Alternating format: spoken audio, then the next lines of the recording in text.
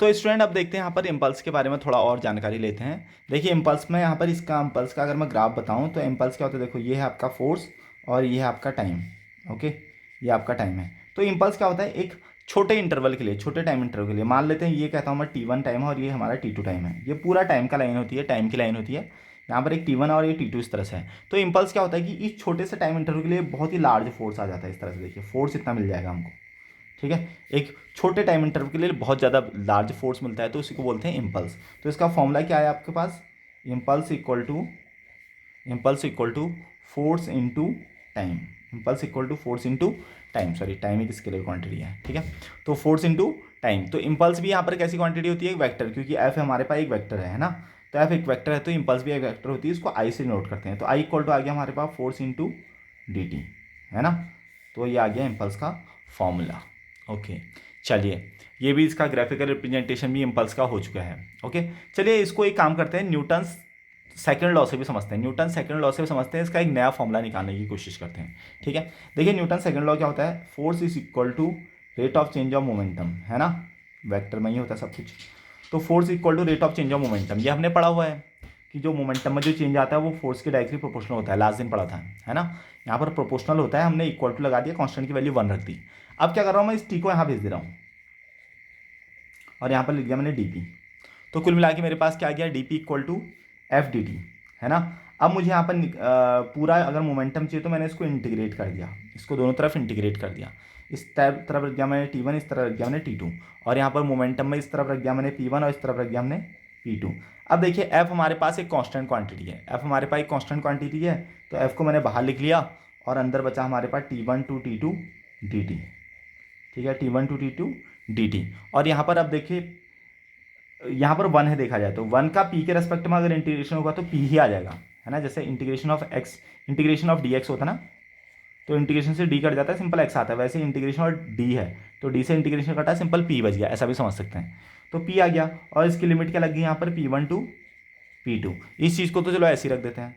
तो f integration T1 to T2 dt equal to, पहले अब p की जगह पर पहले अपर लिमिट यानी कि P2, और फिर आ जाएगा हमारे पास माइनस में P1, और ये भी सब हमारे पास क्या है, वेक्टर है। तो ये हमारे पास एक नया फॉर्मूला आ जाता है इम्पल्स का।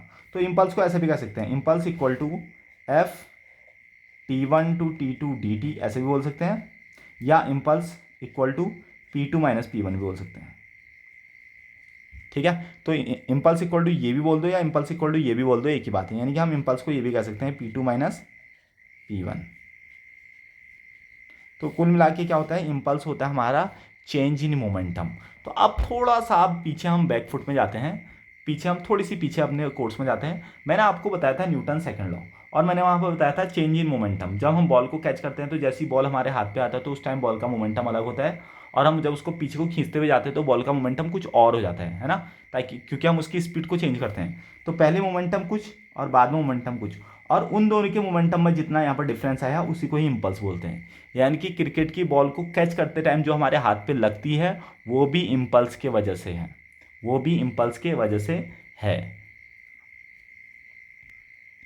सो स्टूडेंट अब देखते हैं यहाँ पर law of conservation of linear momentum. Law of conservation of linear momentum, देखिए इसके हेडिंग से ही देखिए, लॉ ऑफ कंजर्वेशन, किसका कंजर्वेशन, मोमेंटम का, मोमेंटम, और वो भी कैसा मोमेंटम, लीनियर, यानी कि स्ट्रेट लाइन में चलने वाला मोमेंटम। तो कंजर्वेशन ऑफ मोमेंटम क्या कहता है, अगर कोई एक्सटर्नल फोर्स किसी बॉडी या किसी सिस्टम पे एक्ट नहीं करता है तो किसी भी बॉडी का जो मोमेंटम होता है पहले और बाद में वो दोनों बराबर होते हैं। नहीं आया होगा समझ में, देखिए फिर से क्या कहा मैंने। अगर मान लो मेरे पास एक बॉडी ये है और एक बॉडी ये है, इसका मास है m1 और इसका मास है m2, इसकी वेलोसिटी है u1 और इसकी वेलोसिटी है u2। अब मैंने क्या किया, m2 रुका हुआ और m1 को यहाँ से थ्रो कर दिया मैंने। हो सकता है दोनों रुके हों, हो सकता है दोनों चलते हों, कुल मिला के यहाँ पर हो रहा है इनके बीच में कोलिजन, टकराव हो रहा है, ठीक है, दोनों आपस में टकरा रहे हैं। तो अब ये क्या है, देखिए बिफोर कोलिजन है, ये टकराने से पहले इनके पास कुछ मोमेंटम होगा। इसके पास कितना मोमेंटम होगा, पहली बॉडी के पास m1 u1।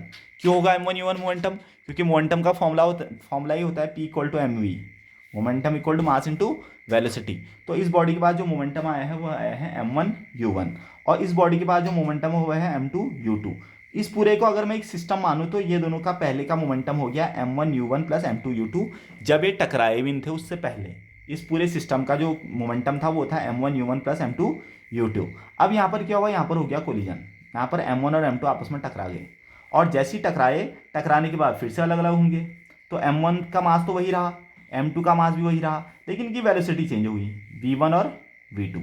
ये कैरम की गोटियों की तरह हम इसका एग्जांपल कह सकते हैं। जैसे एक कैरम की गोटी यहाँ पर रुकी हुई थी और इसने इसको हिट किया, हिट करने के बाद ये भी मोशन, हिट करने के बाद जैसे ये हिट किए तो फिर से दोनों अलग अलग हो गए, तो उनकी वेलोसिटी अलग अलग हो जाती है। तो अब जो ये नया सिस्टम बना है हमारे पास, जो ये नया सिस्टम बना है, इसका मोमेंटम कितना हो जाएगा, m1v1 इसका मास और वेलोसिटी, और प्लस m2v2।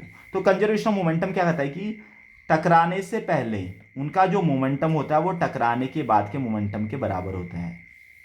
ये हो गया यहाँ पर कंजर्वेशन ऑफ मोमेंटम। ये तो मैंने एग्जांपल के थ्रू आपका एक फॉर्मूला निकल चुका है, बट एक्चुअली में क्या होता है कि किसी बॉडी का जो मास होता है और जो उसका मोमेंटम होता है, उन दोनों का प्रोडक्ट हमेशा कांस्टेंट होता है अगर कोई एक्सटर्नल फोर्स अप्लाई नहीं है तो। मतलब समझो, अगर कोई बॉडी फ्री स्पेस में 10 मीटर पर सेकंड की स्पीड से चल रही है और उसका मास कुछ भी है 10 है, तो उसका मोमेंटम हो गया 10 × 10 100। अब वो बॉडी चलते रहेगी, उसका मोमेंटम कभी ना कम होगा ना ज़्यादा होगा, ठीक है, कभी ना कम होगा ना ज़्यादा होगा। इसी को बोलते हैं conservation of momentum, conservation of linear momentum. तो अब इसकी डेफिनेशन एक बार फिर से सुनिए। If no external force act on a system of constant mass, किसी बॉडी पे अगर कोई एक्सटर्नल फोर्स नहीं लगता है, the total momentum of the system remain constant with time.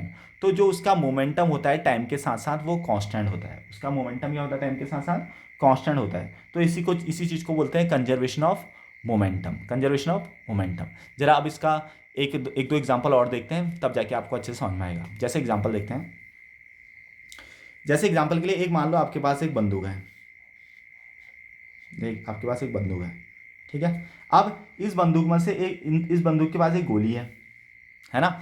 तो मैंने कहा कि इसका पहले मोमेंटम देखते हैं। मान लो कि जो इसके पास कुछ मोमेंटम, मान लो जब ये गोली इससे बाहर नहीं निकल रही है, तो इस गोली के पास मास था मान लो 10 ग्राम का या 100 ग्राम का, तो 0.1 कह दिया मैंने, 1 kg।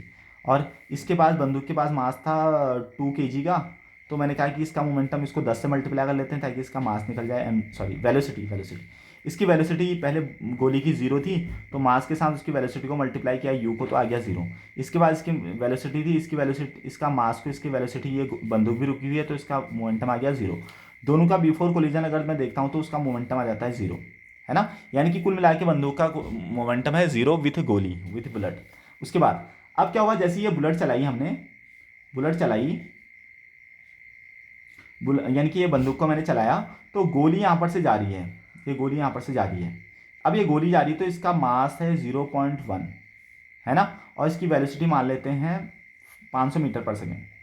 तो इसका मोमेंटम कितना आ गया, मोमेंटम P = आ गया mv, यानी कि आ गया 0.1 × 500, यानी कि आ गया 50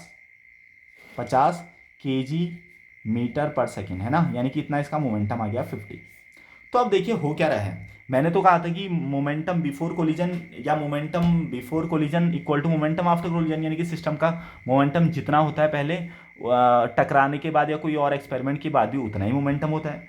तो देखिए गोली का मोमेंटम है, गोली का मोमेंटम एक वेक्टर क्वांटिटी है, तो मोमेंटम इसका किस डायरेक्शन में है, इस डायरेक्शन में मोमेंटम है, इस डायरेक्शन में मोमेंटम है बुलेट का, है ना। और मोमेंटम कितना है 50। तो अब क्या होगा, इस गोली के मोमेंटम को बैलेंस करने के लिए, इस गोली के मोमेंटम को बैलेंस करने के लिए ये बंदूक पीछे को झटका मारती है, पीछे को झटका मारती है। और कितने से झटका मारेगी, P = 50 से ही झटका मारेगी, यानी कि मोमेंटम कितना होगा इसका 50 ही होगा बंदूक का भी। लेकिन अब तुम कहोगे यार बंदूक तो यहाँ पर 500 मीटर पर सेकंड की स्पीड से जा रही, इसका मतलब जो हमारा गोली 500 मीटर पर सेकंड की स्पीड से जा रही, तो क्या बंदूक भी 500 मीटर पर सेकंड की स्पीड से आएगी। तो आंसर है नो। क्यों नो है, देखिए एक सेकेंड ना। तो स्टूडेंट अब यहाँ पर जो ये आपकी गन थी, यानी कि जो आपकी बंदूक है, इसका मोमेंटम तो है 50, इसका मोमेंटम तो है 50। तो लेकिन अब यहाँ पर देखिए इसका मास मान लेते हैं, इसका मास था 2 kg, है ना। तो P = mv का अगेन इसमें फॉर्मूला रखते हैं, तो मोमेंटम इसका आ गया, इसका भी 50 होना चाहिए था, ऐसा कहा मैंने। इसका मास हमारे पास क्या था 2 kg, 2 kg। तो इसकी वेलोसिटी कितनी होगी 50 / 2, यानी कि इसकी वेलोसिटी हो जाएगी 25 मीटर पर सेकेंड, 25 मीटर पर सेकेंड। तो देखिए बुलेट की स्पीड है वहाँ पर 500 और बंदूक की स्पीड वहाँ पर 25 मीटर पर सेकेंड। तो स्पीड यहाँ पर कम ज़्यादा भले ही है, लेकिन मोमेंटम दोनों की इसमें क्या है, एग्जैक्टली सेम। तो इस तरह से हमारे नेचर में मोमेंटम काम करता है है ना, मोमेंटम काम करता है। जैसे इसका एक और बहुत बढ़िया सा एग्जांपल मैं आपको बताता हूँ। एग्जांपल के लिए आपके पास एक मान लो एक सेकेंड, हेलो, हाँ, एग्जांपल के लिए आपके पास मान लेते हैं कि एक रॉकेट को लॉन्च किया गया, ठीक है, एक रॉकेट को इस तरह से लॉन्च किया गया, और ये रॉकेट को जब यहाँ से लॉन्च किया गया, मान लो कोई एक बॉम्ब है, ठीक है, छोटा सा कोई बॉम्ब है, तो वो बॉम्ब को यहाँ पर ब्लास्ट करना था इस जगह पर, उसको बॉम्ब को ब्लास्ट करना था इस जगह पर। अब ये बॉम्ब को जब यहाँ से फेंका गया तो इसके पास कुछ मास है और कुछ वेलोसिटी है, तो डेफिनेटली इसके पास कुछ मोमेंटम है ना, डेफिनेटली इसके पास कुछ मोमेंटम है।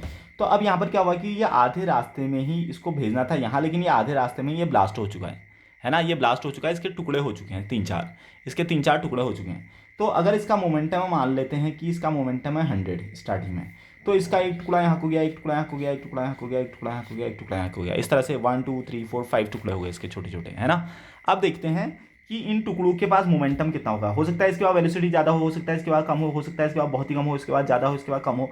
वेलोसिटी से कोई मतलब नहीं है, मास से कोई मतलब नहीं है। मैं क्या चाह रहा हूँ कि इसका जो मोमेंटम यहाँ से 100 था, इन सब का मोमेंटम, इस 5 टुकड़ों का मोमेंटम भी आपका जोड़ के 100 ही होगा।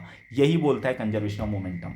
तो देखिए, इसका मोमेंटम मान लो मैंने कह दिया 20, इसका मैंने कह दिया चलो 30, इसका मैंने कह दिया 10, इसका मैंने कह दिया कितना हो गया 60, इसका मैंने कह दिया 20, और इसका मैंने कह दिया 20। तो इस तरह से इनका मोमेंटम क्या हो जाएगा, सबका सम करके मोमेंटम इनका 100 ही होना चाहिए, ठीक है। तो इस तरह से कंजर्वेशन ऑफ मोमेंटम काम करता है। अब यहाँ पर देखिए, दो सिस्टम आपस में टकरा तो नहीं रहे ना, एक ही के टुकड़े हो रहे हैं। तो मोमेंटम बिफोर कोलिजन या momentum before blast is equal to momentum after blast. यहाँ पर 5 पार्टिकल है, तो 5 पार्टिकल का टोटल मोमेंटम 50 सॉरी जोड़ के 100 ही होगा, भले उनकी वेलोसिटी कम ज़्यादा हो। इसका मतलब क्या है, जिसके पास वेलोसिटी ज़्यादा है उसके पास मास छोटा हो रहा होगा, और जिसके पास मास ज़्यादा है उसके पास वेलोसिटी कम हो रही होगी, क्योंकि कुल मिला के मास और वेलोसिटी का प्रोडक्ट कांस्टेंट रखना है। तो मोमेंटम, कंजर्वेशन ऑफ मोमेंटम को simply P equal to mv भी बोल सकते हैं, P इक्वल टू mv, ये तो कंजर्वेशन ऑफ मोमेंटम है, तो हम कुल मिला के P इक्वल टू कॉन्स्टेंट भी बोल सकते हैं, conservation of momentum equal to constant,